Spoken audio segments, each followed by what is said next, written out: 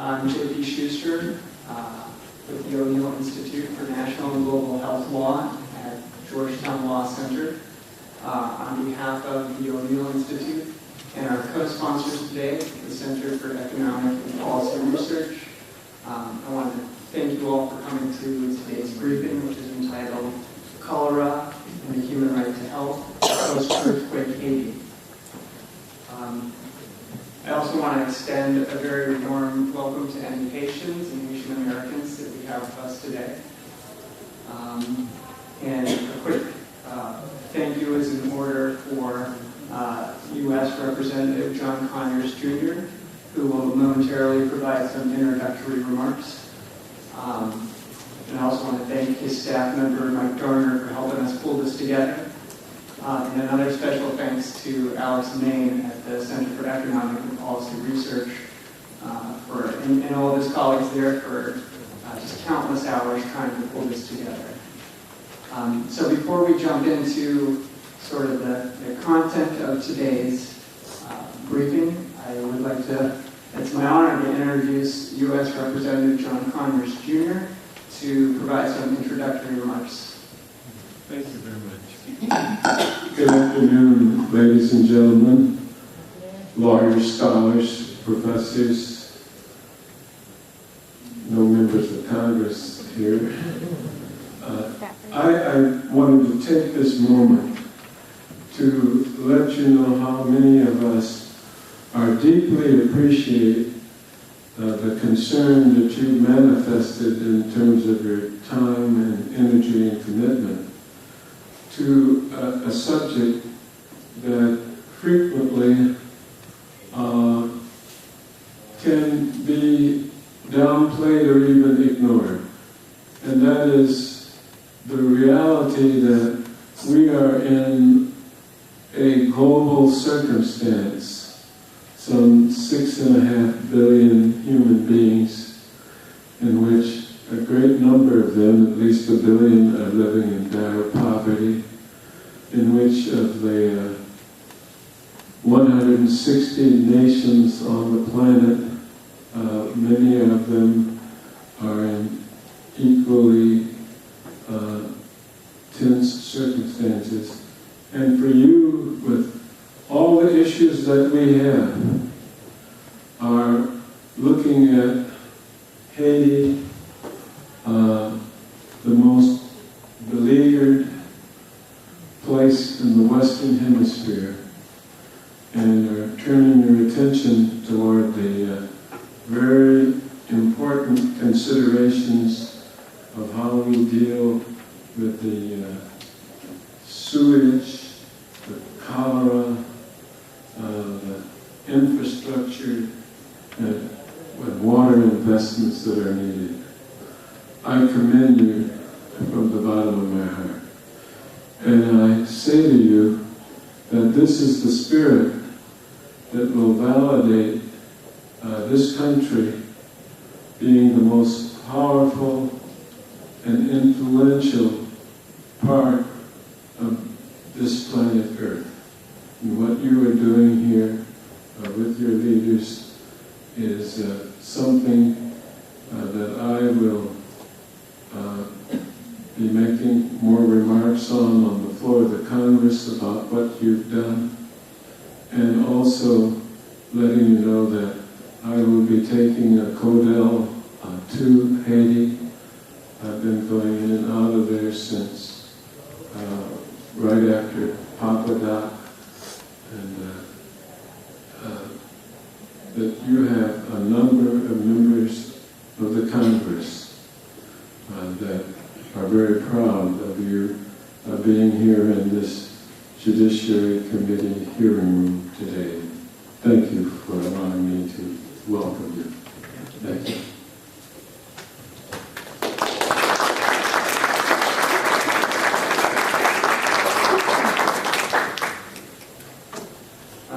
Thank you. I'm very excited about today's briefing. We have a very knowledgeable and diverse mix of attorneys and scholars, economists, medical professionals. And I think all of them, and many of us here today as well, believe that this is a very important and timely event. As many of us are aware, just 10 months after Haiti's catastrophic earthquake, Haiti also experienced an outbreak of cholera, which due to a number of factors, which I'm sure our panelists will highlight today, swiftly ravaged the country. So far, there have been 7,050 deaths that are known by authorities, at least. Another 500,000 have been infected. And to give you a sense of what that means in terms of Haiti's population, that's 1 out of 20 Haitians. So today's briefing is also timely, although mortality rates and infections are declining. April also marks the beginning of Haiti's rainy season, which suggests the possibility of a potential spike in infections, which did occur this time last year. Just a brief word about the scope of today's panel. They will, of course, address implications of, both health and legal implications of Haiti's cholera outbreak, but it's also our expectation that the discussion will be a little bit more broad in terms of looking at some of the other health-related issues in Haiti, in terms of Haiti's public health infrastructure, and other health and human rights issues, particularly those that pertain to Haiti's displaced persons populations as a result of the earthquake in 2010. So I think I'll go ahead and briefly introduce the speakers. We'll each have about 6 to 8 minutes to speak, and it should give us about 25-30 minutes for questions at the end. And I have to apologize in advance to the speakers. We may have some other visitors, and I may tap them on the shoulder so that we recognize those that other members of Congress who may be able to provide some remarks. So I'll begin with Donna Berry. Donna is the Director of Policy and Advocacy at Partners in Health, which has experience providing medical care in resource-poor settings in Haiti. Donna's been involved in a campaign to essentially roll out a vaccination campaign across Haiti. The vaccination campaign just got underway this past weekend in the form of 2 pilot projects.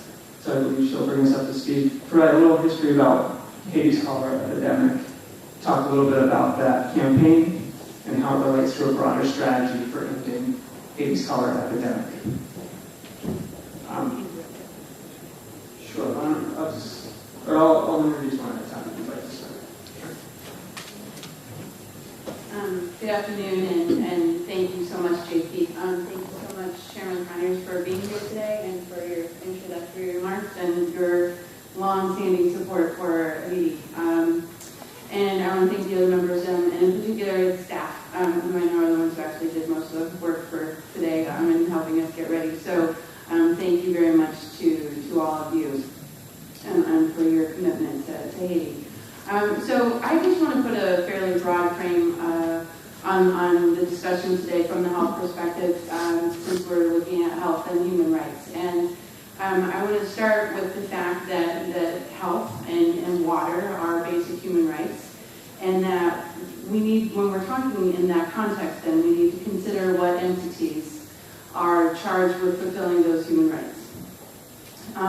And in most countries in the Southern Hemisphere and in the South, the global South, it's the government who provides access to clean water, to healthcare services, and also provides broader public health services like sanitation services, as well as vaccination campaigns, things like that. And this is why Partners in Health actually partners with governments in the countries where we work. It's why we see it's our duty to help strengthen these government systems so that eventually they're going to be providing these services without our assistance, and in addition to that, hopefully without continued foreign monetary assistance as well. So long before, way before the earthquake in 2010 and the cholera outbreak, Haiti, even before then, had the worst health indicators in the Western Hemisphere. They had the worst water, access to clean water in the hemisphere, and actually was last, I think, on almost every chart worldwide for water access, as well as for sanitation systems.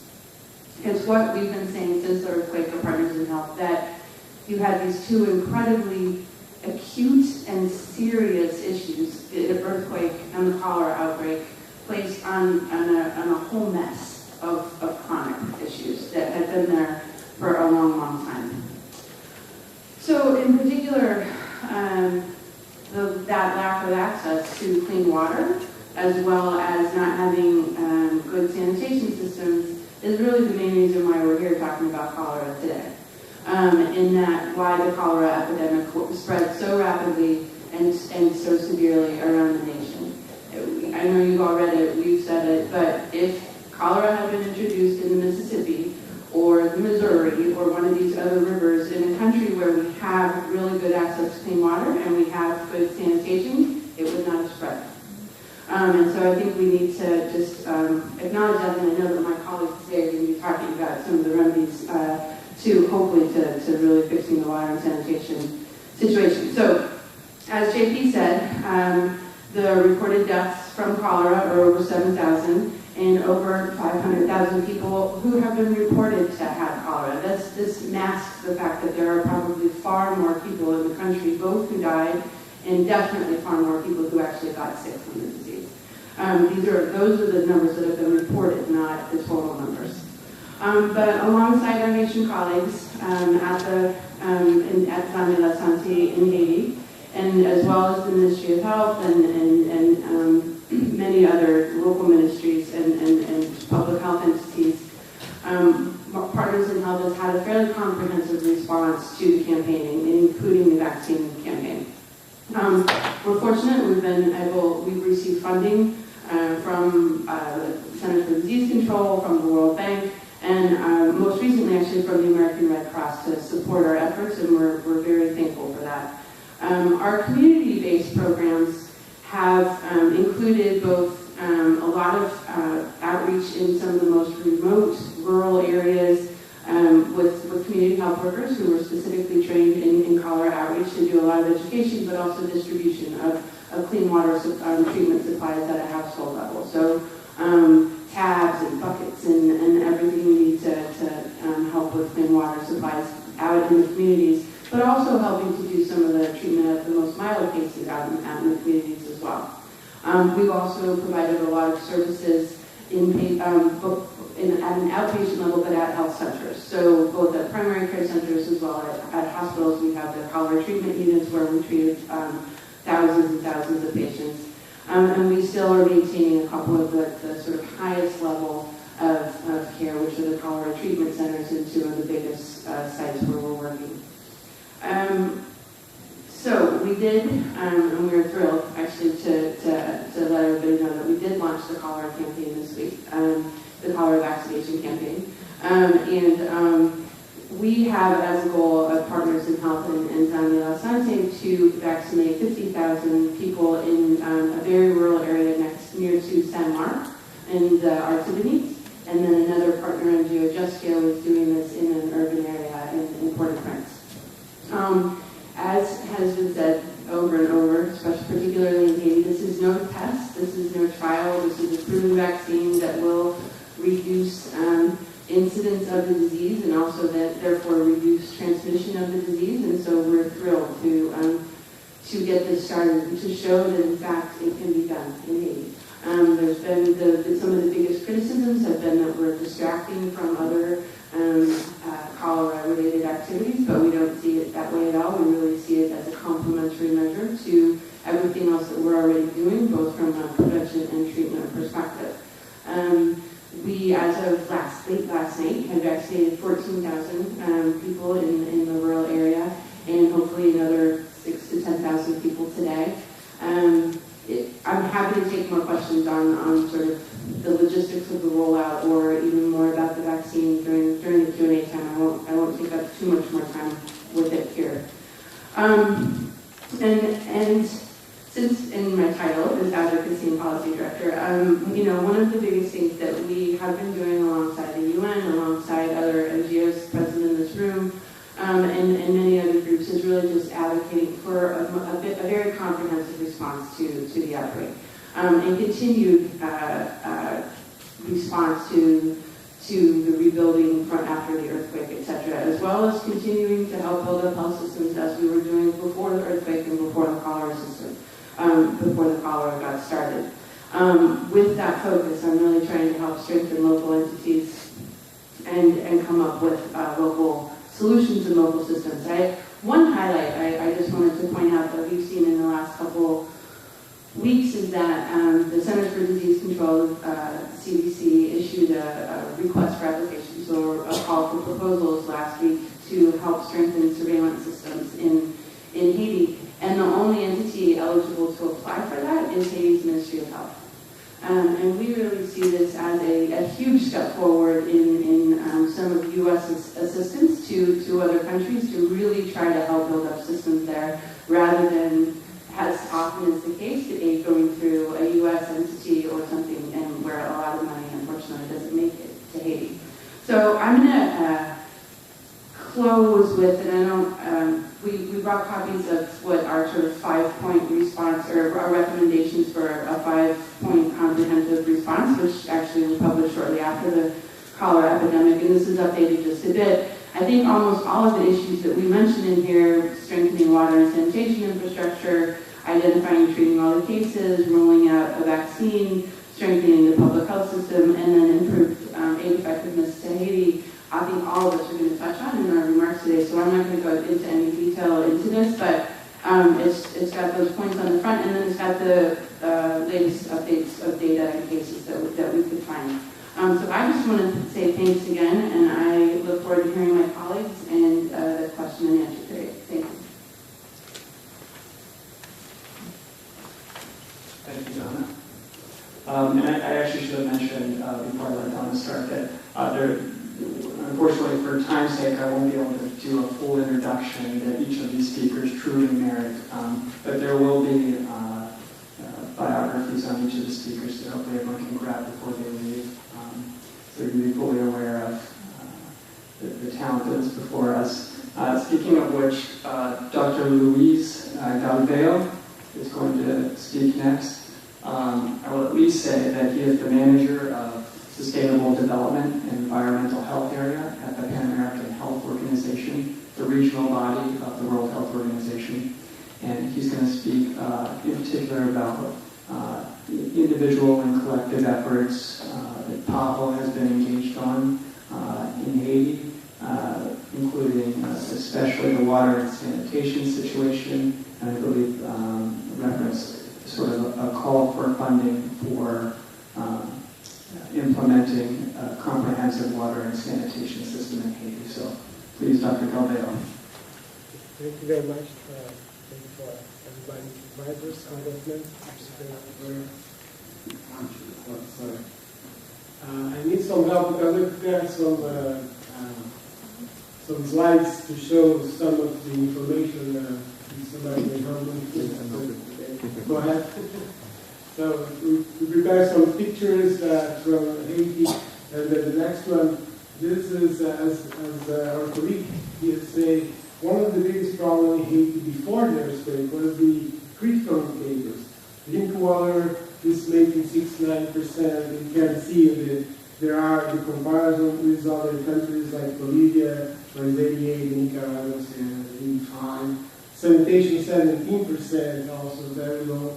And this gap between one and another probably play a big role in the spread of the cholera when that hits Haiti, because if you don't have a good treatment of the sewage, so that will contaminate the water and have the cycle. Also, that's something that's important to note is the human population in Haiti is 40%. It's a very rural community also, and I'm glad there are all this vaccination efforts in the rural area. It's very complicated to access and do anything about the water. The next one is this is one of the camps. So also it's important to remember 500,000 people is living in camps after the earthquake, and this is the image, and make it very challenging for any action in health. The next one, please. To understand why you have this 531,000 case, that's October 21st confirmed, that's 2011, sorry, and the 7,000 deaths, we need to see that the agent itself was a legal color, it's an aggressive agent. The environment was overcrowded and this was a very efficient situation in water and sanitation. But also there are no history of cholera in Haiti for 140 years. So they don't have any immunity. So the population was totally vulnerable for any of this kind of infection, which makes it, is a kind of perfect storm. So we have the three elements which are all very complicated in this case.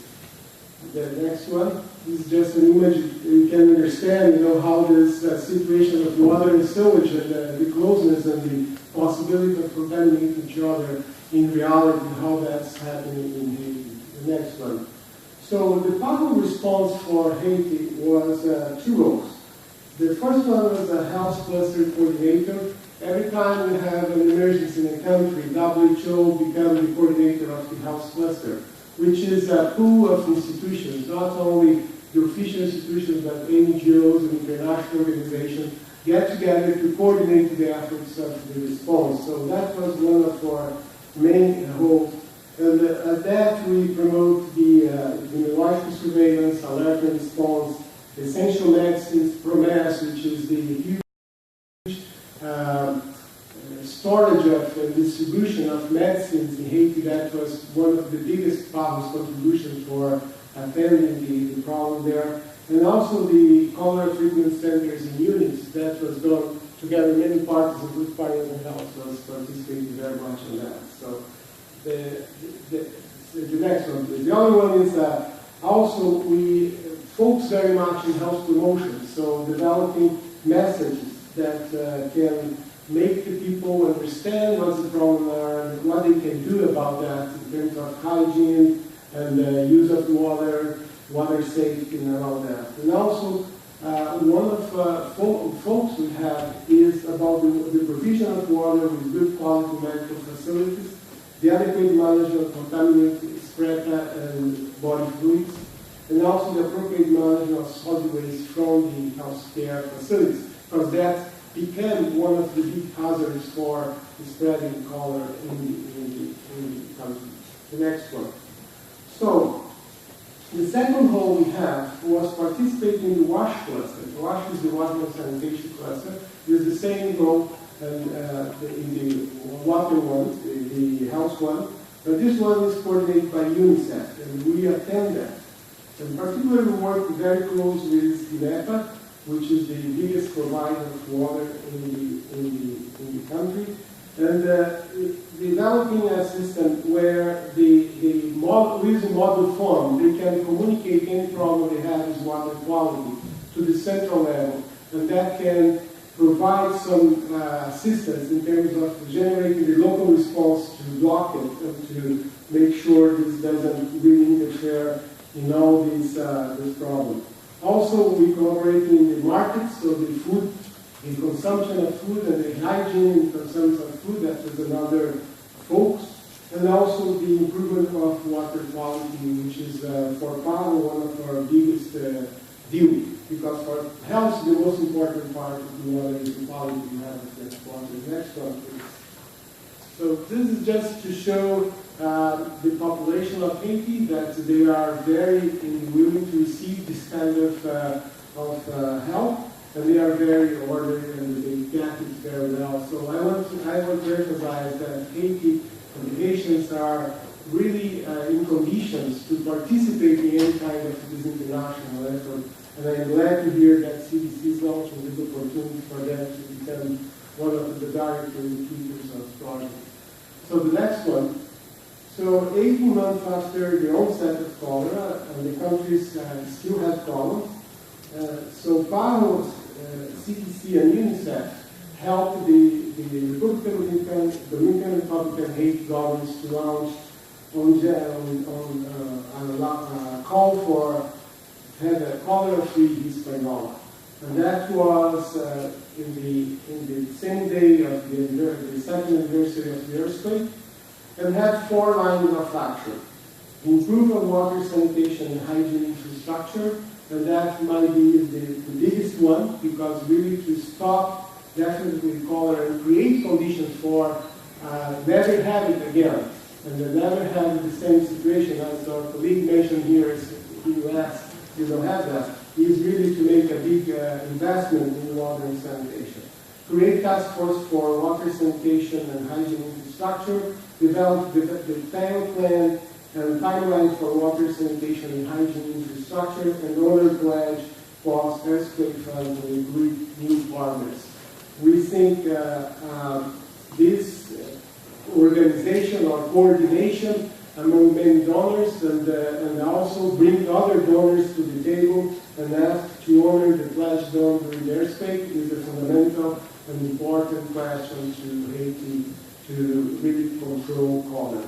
The next one, please. The plan we are now in the process of developing ministerial meetings in the Dominican Republic and Haiti.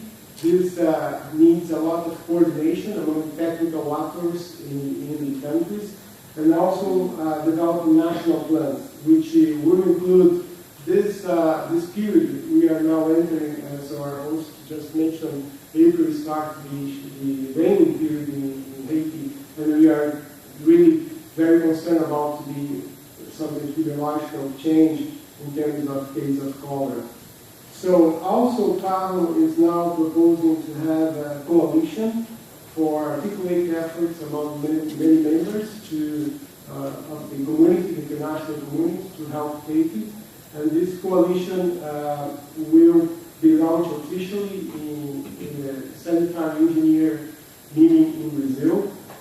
We already have many commitments to be part of this coalition: PAHO, the UN Water, UNICEF, CDC, IDB, World Bank, the Spanish Cooperation, the Brazilian Cooperation, Canada, France, and Brazil have committed themselves to participate in this, and we are looking forward to this launch in June.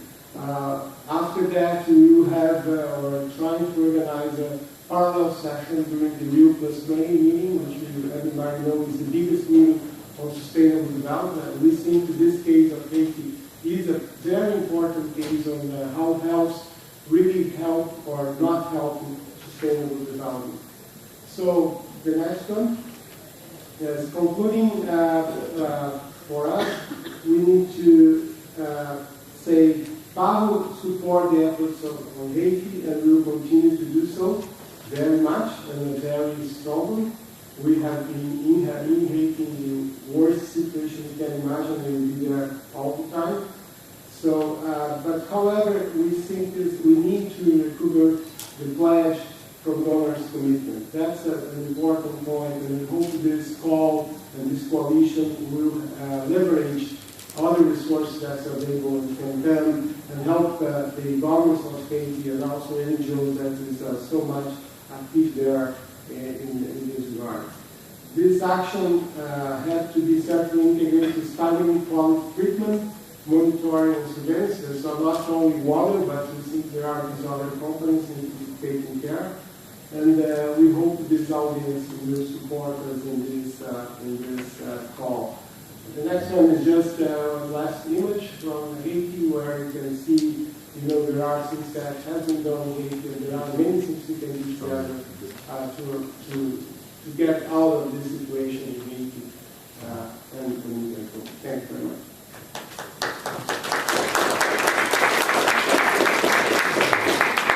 Thank you, Dr. Galveo. Mario Lopez Garelli is another person who deserves a much longer introduction, but I will at least say he's a senior human rights specialist at the Inter-American Commission for Human Rights, and he's going to help us expand our conversation about health-related rights in Haiti's post-earthquake context, particularly in regards to health rights that affect internally displaced persons. So please. Thank you very much. Thanks for the opportunity to speak on behalf of the Inter-American Commission on Human Rights. Thank you for to the organizers, Congressman Conyers as well. I will speak briefly about what the Inter-American Commission has been doing with its mechanisms regarding Haiti and the consequences of the earthquake. The Inter-American Commission is a 7-member independent organ of the Organization of American States with the mandate of protecting and promoting human rights in all member states of the OAS, 35 member states, which include, of course, Haiti. As part of the mandate of the Commission, we have been monitoring the general situation of human rights in Haiti for over 40 years, and specifically since January 12, 2010, the Commission has followed up the situation in post-earthquake Haiti and worked with the state and with civil society organizations to incorporate a human rights approach into the reconstruction process. Most of the information we have received regarding the situation in Haiti has to do with living and security conditions at the camps for internally displaced persons, the situation of sexual violence against women and girls in the same camps, forced evictions. What we have done, what the Commission has done, is to use all of the mechanisms, the legal mechanisms at its disposal, which include holding hearings, hearings of a public nature, working meetings, which are private between the state and petitioners or civil society. We have issued press releases, we have issued reports, we have conducted a working visit. The Commission rapporteur for Haiti has been to the country in March of this year during a brief visit where she had the opportunity to go to one of these camps and observe the situation directly. In October of 2010, several NGOs from the US and other international organizations, along with organizations that were working in Haiti, presented a request for precautionary measures, which is another mechanism we use in urgent situations where the information available to us shows that the consequences would be serious and irreparable harm. And this certainly includes the situation we observed in Haiti and the information we received about the threat to the physical integrity and to the lives of many women and girls living in these camps due to the poor conditions, including lack of security, poor lighting, lack of privacy that put at risk the women and girls who were, according to the information we received, there were many cases of rape, including repeated instances of rape, beatings, women being threatened, where, of course, the lack of intervention or the lack of monitoring of the situation by state agencies made the situation even worse. And so the Commission granted precautionary measures on behalf of women and girls residing in 22 camps, 22 different camps. And specifically, the request of the Commission included to ensure medical and psychological services for victims of sexual violence, medical access for privacy and privacy during the exams, access to female medical providers and culturally sensitive medical providers who have experience with rape victims, issuance of medical certificates in these cases, HIV prophylaxis, and emergency contraception.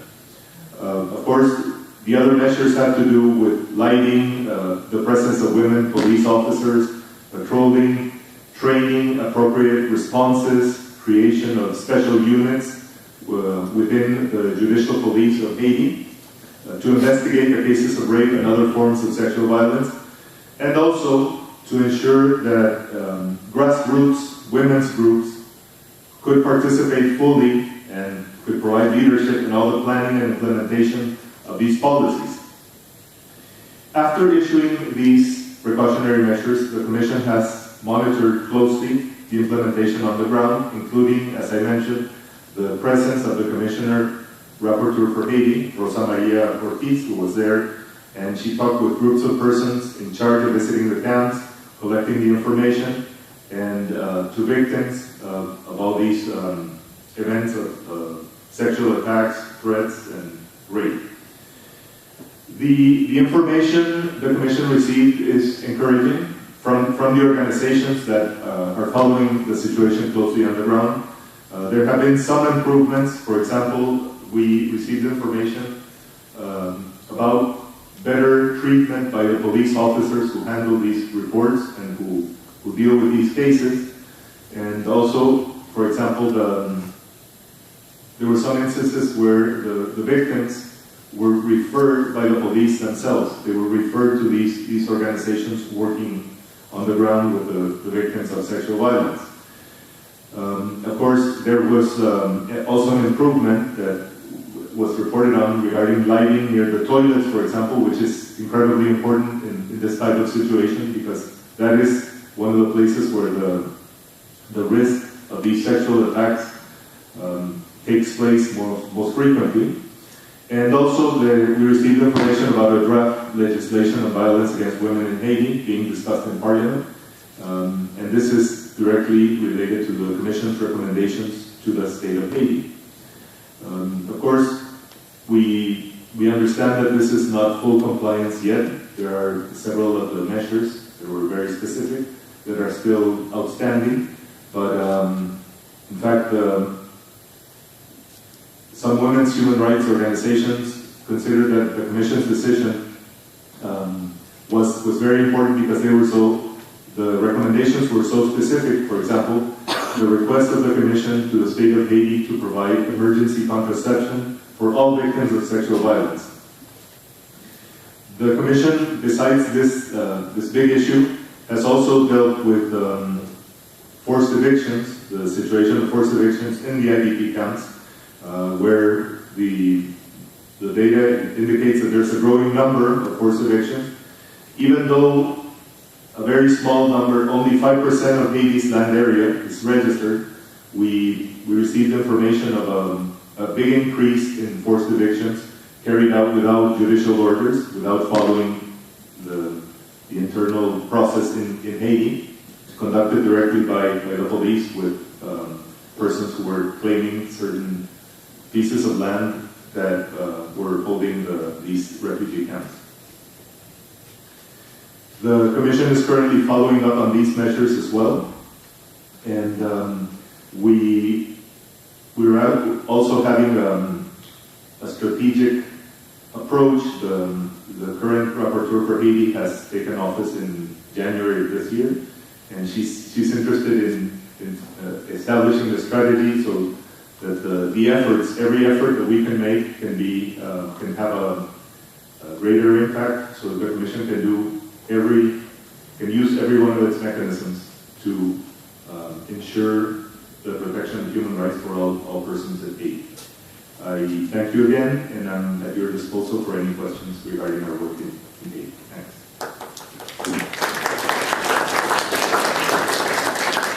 Thank you, Mr. Lopez-Garelli. Brian Kincannon is the director of the Institute for Justice and Democracy in Haiti. In addition to being one of the groups involved in a number of the requests for action in the Inter-American Commission that Mr. Lopez-Garelli just referred to, Brian's organization, Institute for Justice and Democracy in Haiti, working with its partner organization, the International Lawyers Office in Port-au-Prince, has also formally filed a complaint against the United Nations in the Office of the United Nations Secretary General in Haiti on behalf of 5,000 cholera victims for negligently, if inadvertently, transporting the disease to Haiti.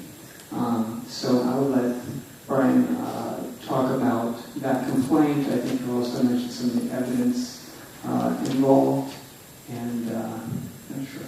Go ahead, Brian. Well, thanks, JP. And first, I'd like to thank Representative Conyers for the leadership that he has shown on Haiti. throughout the 17 years that I've been working on Haiti, as he mentioned, goes back much further to that, just after the puppet dog regime. I'd also like to add the thanks of others to the O'Neill Institute and everybody else who helped make this possible. I'm especially excited about the O'Neill Institute because I'm a Georgetown law grad myself, and so I was really happy to see the Institute get off the ground, and it's nice to see them getting involved in some Haiti work.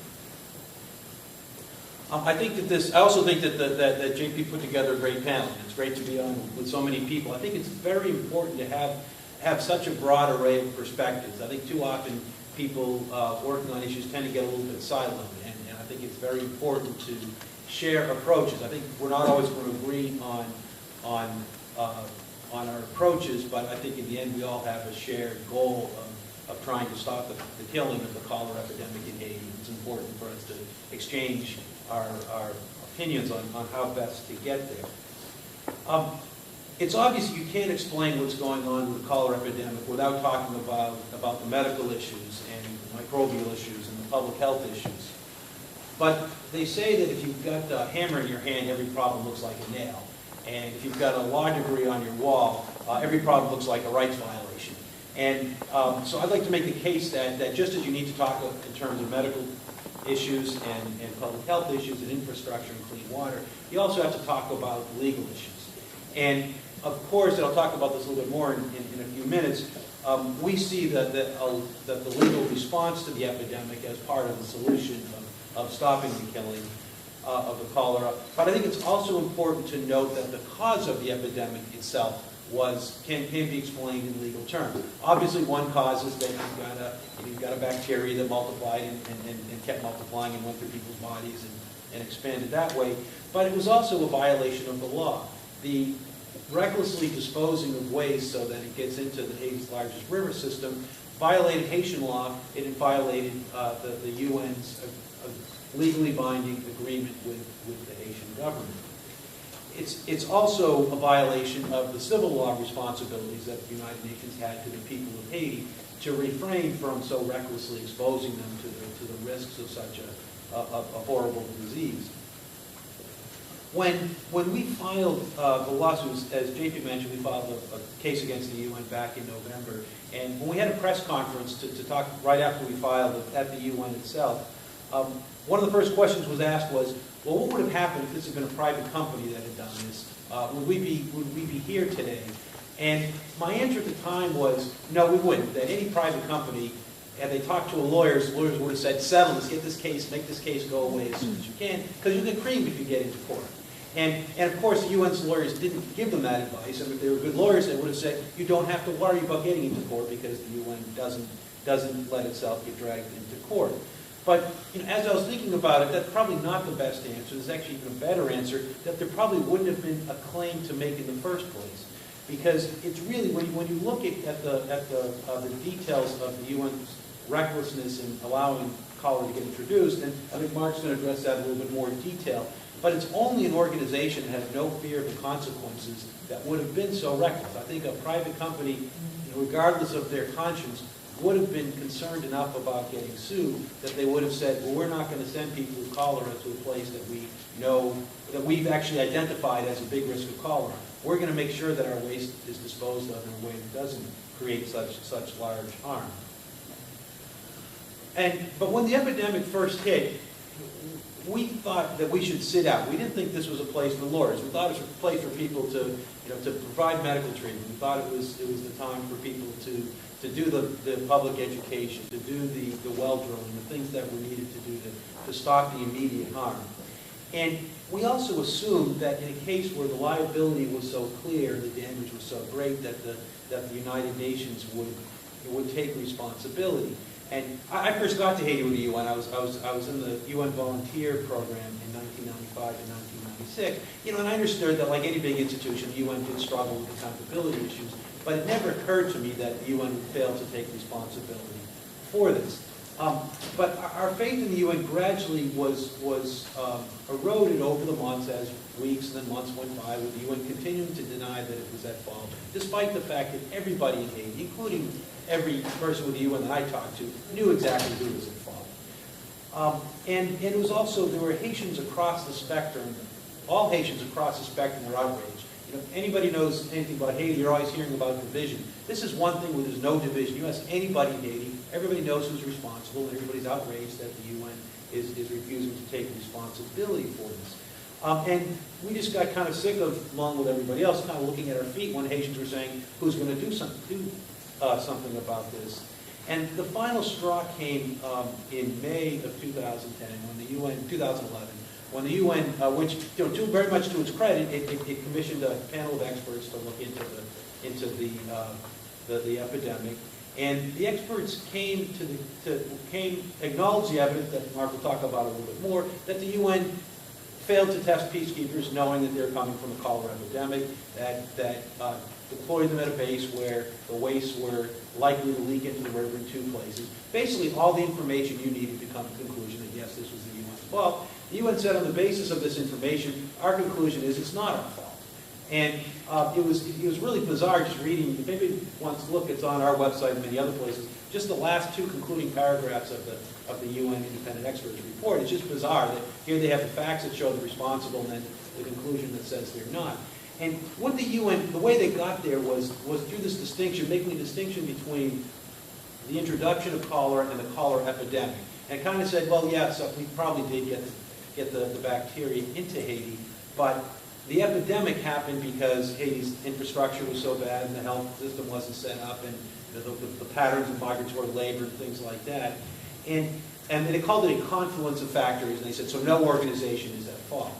And it's true that those confluence of factors all had an effect. And when you're designing interventions to stop, or whether you're to stop the current epidemic or treat people, and you're designing ways of longer term responding to the crisis, of course it's important to look at all those factors and say, yes, these all played a role, and these are what we're going to need to address. But that excuse doesn't get you very far in court. Because the UN knew and it reported widely that cholera was a risk in Haiti after the earthquake. And that knowledge isn't an excuse for being reckless. It's a reason for being more careful. And one analogy would be, let's say there was a drought and you wanted to light a fire in a field with a lot of dry grass, and the wind picks up and your fire kind of takes over and burns a bunch of fields and farms. It would be like blaming the fire on the wind. Yes, of course, the wind was a factor, but the reality is, if you are on notice of a particularly dangerous condition, you're required by the law. The law requires you to take special precautions, not to ignore those. And so we felt we needed to step up because it was clear that the UN was not stepping up. And in November, we filed a lawsuit. We filed in 2 places: MINUSTA, the claims unit in Haiti, and also the Secretary General's office in New York. And we asked for 3 things. We asked for that the UN provide the clean water and sanitation necessary to control the epidemic. We asked for compensation for the victims, and we asked for an apology. The reason why we filed with the UN and not with the court is that the UN has an agreement called the Status of Forces Agreement with Haiti. And every UN peacekeeping mission has a Status of Forces Agreement, generally referred to by the acronym of SOFA. And every SOFA gives the UN mission and the constituent personnel, including troops, some kind of protection against the jurisdiction of the courts of the host country. And there's obviously good reasons for that. You don't want a mission to be dragged into court and harassed and prevented from doing its job because it's harassed by the local justice system. But there's also a great room for abuse when there is total impunity. And so as a result, also, it was including Haiti, have a provision that the UN needs to set up some alternative ways of handling claims. And in Haiti, one of the things that's provided is called the Standing Claims Commission, a special commission set up to resolve claims. And now Haiti, in 7 years, 7 years of MINUSTA? 8 years of MINUSTA, there's never been a Standing Claims Commission set up. And as far as we know, the UN has actually never in its history, in over 60 years of peacekeeping, ever set up a Standing Claims Commission. And of course, there's a long history of problems with peacekeeper accountability, especially for sexual assault, and especially in some of the missions in Africa. But there's also been problems of siting refugee camps on land contaminated with heavy metals in in former Yugoslavia and problems elsewhere in emissions. And what we're asking for, so we filed with the UN, and we said, look, you need to give us a fair forum to hear this case. And a fair forum means that we need the opportunity to present our case, so our clients can get up and document their injuries. But it's also, we need an opportunity to contest the UN's defense. And that means having an opportunity to effectively examine the medical staff of the mission and all the people that were involved with the disposal of the waste, and people that were involved in the decisions about how troops are deployed with or without medical examinations, and how waste disposal is managed. And in our complaint, we've said that if we do not have access to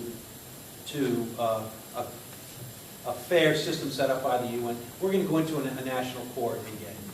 We've got a little bit of an uphill battle. That's never been done to the UN before, but there's a developing case law that says immunity cannot mean impunity, and that if international organizations do not set up their a fair mechanism for resolving disputes, then the national courts will void the immunity agreements.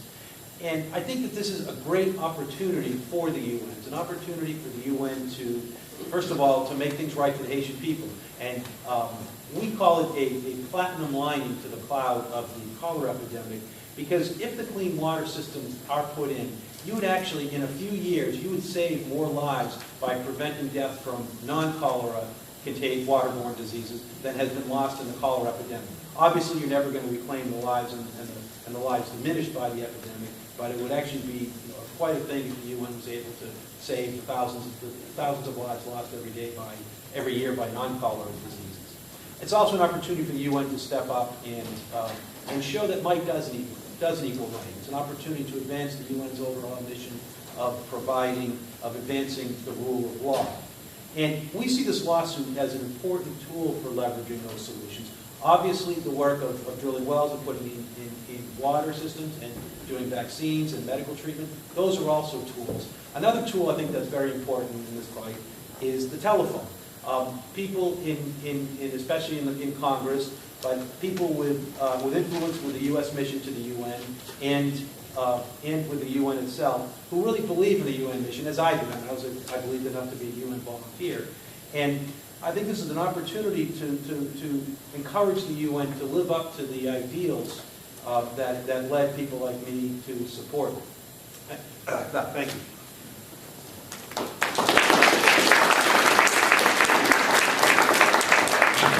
Thank you, Brian. So we've had a nurse, a doctor, 2 lawyers. We now have an economist to provide a perspective as well. Mark Weisbrot is the co-director of the Center for Economic and Policy Research, and he's written extensively as an economist on Haiti's post-earthquake and recovery process. So I'll let him continue. He'll provide a perspective also, I believe, on UN accountability and the United States' continued engagement on recovery and development efforts. Thanks, Mark.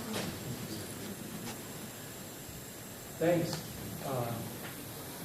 So, is the mic working? I can't hear you. Okay.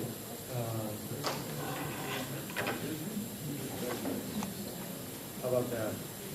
How about that? Yes. My light is on.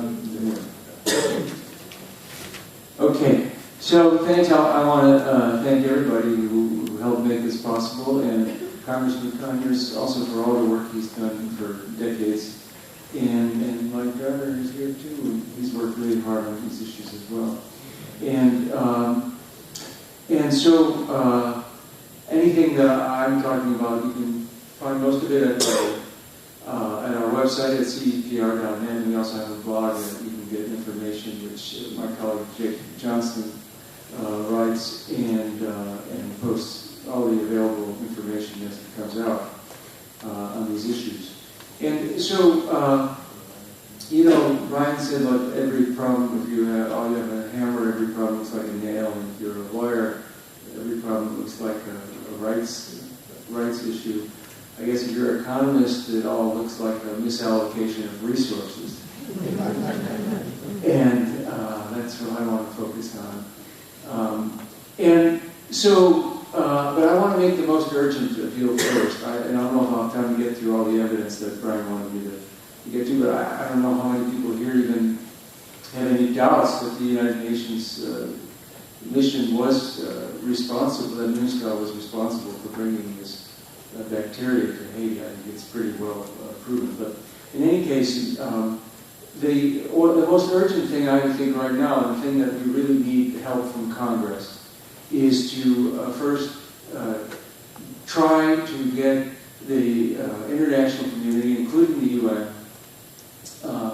to not do what they did last year. Okay, last year, as the rainy season, right before the rainy season approached, there was a decline in cholera infections. And so they took that as an indicator of some success, even though there were a lot of warnings. Well, first of all, the Lancet, British Medical Journal, in March of last year, they said that a decline in cholera prevalence in early 2011 is part of the natural course of the epidemic and should not be interpreted as indicative of successful intervention. Substantially more cases of cholera are expected than official estimates used for resource allocation. So what happened was the international community actually cut back on cholera treatment resources, and right before there was a spike when the rainy season hit, there was a spike in cases. They went from April to June of last year, they went from 20,000 to over 50,000 a month. And so you had a lot of unnecessary infections and deaths, especially as a result of that. And we wrote a paper on that, and we were, to try and prevent that from happening again. And now you see it is quite possible that it's happening now, because in March, as the rainy season began, you had as many deaths, you had 21 deaths, which was as many as you had in January and February combined. So as we speak right now, I think the most urgent thing is to get these resources, make sure that we have the necessary resources deployed, and the kind of things that Dr. Cabello was talking about has to be done now, because we won't really have the data until later on what was done when it's too late. So it has to, I think that has to be done now. And that's where Congress, I think, can play a huge role, because, we all here can make noise about this, but they can make much bigger noise, and, they have influence on the United Nations and other international actors. So that's my main appeal here right now. Again, Dr. Cabello laid out some of the things that are needed, and that, I think, is the other thing that Congress can do, is to try to pressure the United Nations to provide the resources for sanitation and water. Those are the things that are going to be needed. That is the only thing that can really get rid of the epidemic. Well, the vaccine as well, of course. And these are the things that they can do. And water has. We had the statistics. It was 17% had access. Well, that was sanitation. Yeah, and it was 80 something for 69 for water. Yeah, that's even lower than I thought. And so this is something that can be done. It's been held up before. From 2000 to 2004, there were $54 million in Inter-American Development Bank loans that were held up for political reasons, as our government, tried to get rid of the elected government of Haiti. And so this is something now, I think, gives them even more responsibility to make sure that the resources are put into it now. According to the Pan American Health Organization, the needed infrastructure would cost something between $746 million and $1.1 billion. Now, just to take a comparison, since the earthquake, the UN has spent $1.5 billion on MINUSTAH, the troops that are there. And to me, this is a horrible misallocation of resources. And, I want to say that this is a problem, the deepest problem, besides the rights aspect of it, that Brian, I think, very correctly points out, has been fighting for all of you. It's also a problem of democracy. I mean, the Haitian people don't have a voice in how these resources are used. And I just can't imagine if there were a vote in Haiti, a referendum, and they said, do you want this $1.5 billion to go to providing clean water and sanitation? Or do you want to go to these troops that are occupying your country? And without any real good reason, by the way. I mean, it wasn't really a post-conflict situation, or it's not even clear why they were, what the legitimate reason is for them to be there. I don't have any doubt what the vote would be. So that's why we need Congress, because somebody has to have, a voice here that is, independent of the politics that have caused this to happen. And we have had this historically. I think the Congressional Black Caucus, and I've talked about this before, and there's Representative Waters walking just in time. Report that was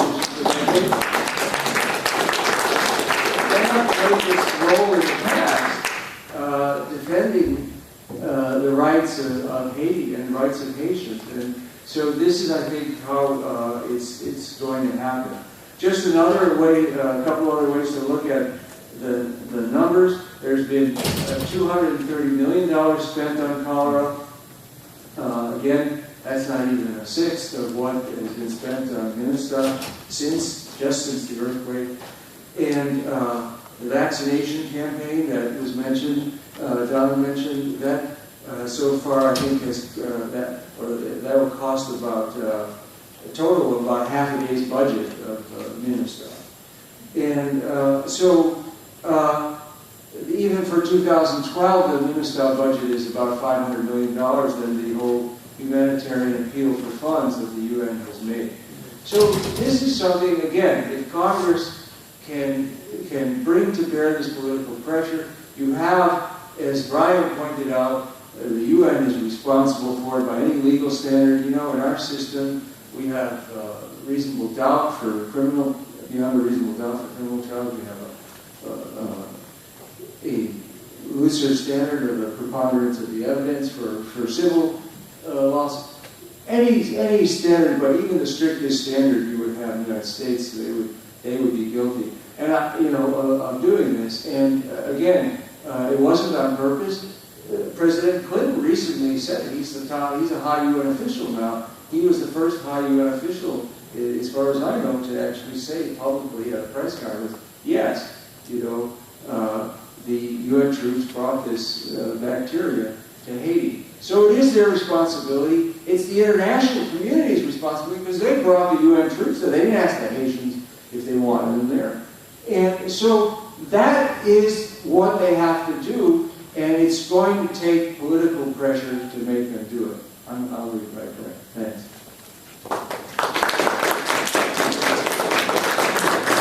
Thank you, Mark. And we're very fortunate to have a longtime ally of Haiti with us today, a very longtime ally, Representative Maxine Waters. I don't know if you'd be willing to provide a few remarks. Thank you.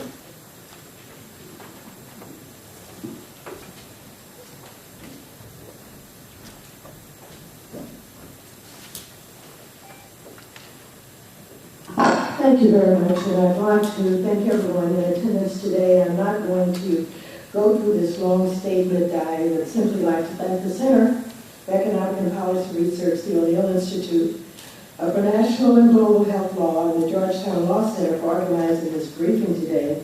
It's so good to see so many of my friends here today, and I thank you for continuing your focus on Haiti and caring enough to continue to fight and organize despite all of the challenges and the difficulties. There's so much that we could say about Haiti. I was in a meeting earlier today simply talking about the fact that the Prime Minister resigned and the fact that it appears that unofficial laundry, people in uniforms are running around taking over police stations and all of that. But I will talk about that. This is focused on cholera and what is happening in that country. And all that I really have to say is this. Recently, I read somewhere, it may have been from Mr. Weisbrot, that what we must all recognize is that we have not eliminated the cholera because we have not done enough, we've not been focused enough, we've not been determined enough, collectively, everybody, that the way that this is played out, where we have lingering cases of cholera infection, etc., is unacceptable and didn't have to happen this way. And that's what sticks in my mind today as I come to talk about cholera in Haiti and have you come and talk with us. And when I read it, wherever I read it, it struck me that, you know, there's a lot of truth in this. That if cholera had broken out in New York State, we put it down within days.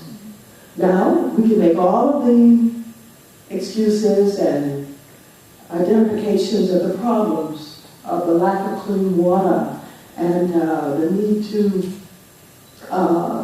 develop the infrastructure, et cetera, et cetera, et cetera. But the fact of the matter is, I think that we have to say to USAID, to our own country, to other contributing nations, et cetera, let's get this done. Let's get it done now. And let's not say we gotta wait until we have all of the potable water and the infrastructure, because if that's what we're waiting for, we're never gonna get this epidemic taken care of. And so I'm convinced, and I'm here today to not only thank you, but to say I certainly see myself as part of an effort to say, no more excuses. Let's get it done. Let's stop the cholera. Let's get, I promised I would go into all the other stuff about the tents, etc., but let's get this epidemic eliminated. Thank you.